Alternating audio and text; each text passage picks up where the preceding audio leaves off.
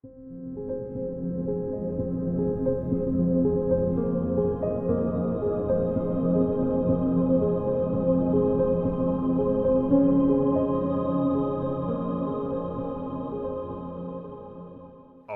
in this video, I want to share a few free assets that I got based on a request from another MO2 user. This is the second time I've heard from someone using MO2 where they're following this guy on YouTube. It's Fat2 Tutorials, and he created this mountain scene with the planet. Of course, he's using Cinema 4D and Octane, which is a very powerful render engine.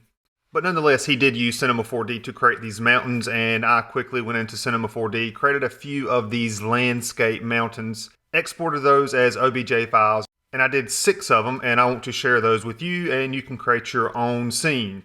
Now, the amount of detail that he got in some of these mountains is quite impressive, and again, that's because of Octane, the render engine that he is using. Nonetheless, I threw this scene together in about 15 or 20 minutes, threw some lights on it, added some materials, and that did give some detail to those mountains.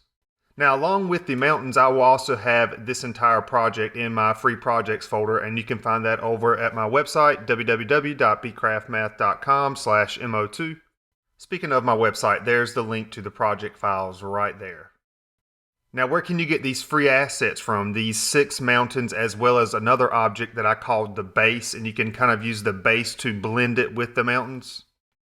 You can find that over at my store, and it's going to be this link right here, free assets. Click on that and go ahead and download those 2 files. Now, something to bear in mind too, more objects will be added in the future, so by you doing this for free, you'll have to give your email address, and each time I add new assets to this, you'll get a new download link to download those additional assets to use in MO2 or any other 3D software. Now, what you see over here on the left are the 6 mountains. That's going to be in one object file, and once you import this into MO2, you can move these 6 mountains around individually. I use those 6 mountains and then this base object here, somewhat of a rough terrain to kind of blend all this together. And I use that to create this scene, again with some materials and some lights. Now, the planet here is just simply a sphere with a torus wrapped around it, and I adjusted some of the settings for those primitives. Now, if you're unfamiliar with how to import those objects, we can go to Add Model from Library. You can right-click on Models and click Add New Category if you would like. I already have it in a Free Stuff category, and then you want to click on Import. And then depending on where you downloaded that file to, you have to unzip that file, and you should have a flattish base.obj as well as a craftmath terrain 126.obj. Import those individually. Now give that a second to load. Now these are fairly large files in terms of the file size itself, and that is because of the subdivision surface that I applied to these. It just gives it a high poly count, which smooths it out, and you don't have any rough edges on these objects.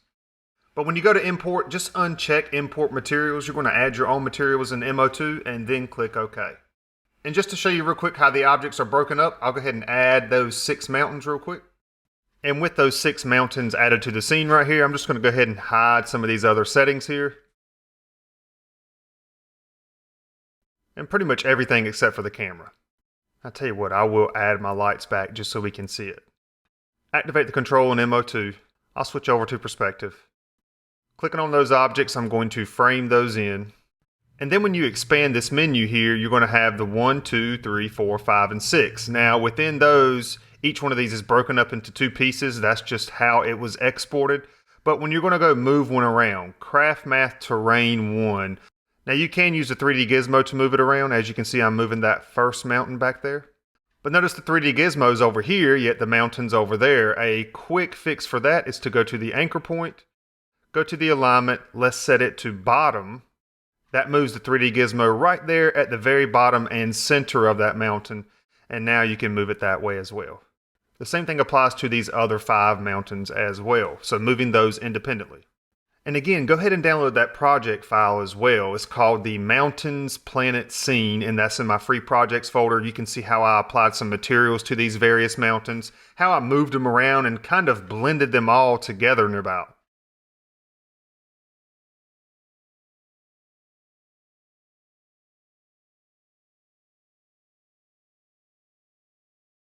So I've kind of slid those together, and if we dolly in, you texture these right, you throw some lights, you can hardly even tell where these seams are. Looks like a hot mess, but once you apply your own settings, I'm sure you can make this look pretty nice. And then I tell you what, do not forget about the base as well. So if we go import that base real quick, underneath free stuff, the flattish base, I'm going to frame that flat base in perspective. I'm going to rotate a little bit, and you can see we have the bottom of the mountains down there. So it's probably a good idea to take that flat base and maybe slide it on down a little bit. Let me frame those 6 mountains back in. Take the base, slide it on down some more.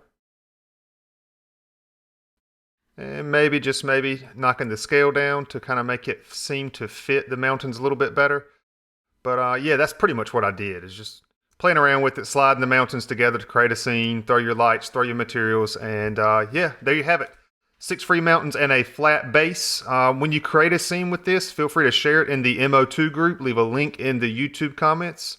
And if you have any questions, leave a comment below as well. And that's it for this video. I hope it helped.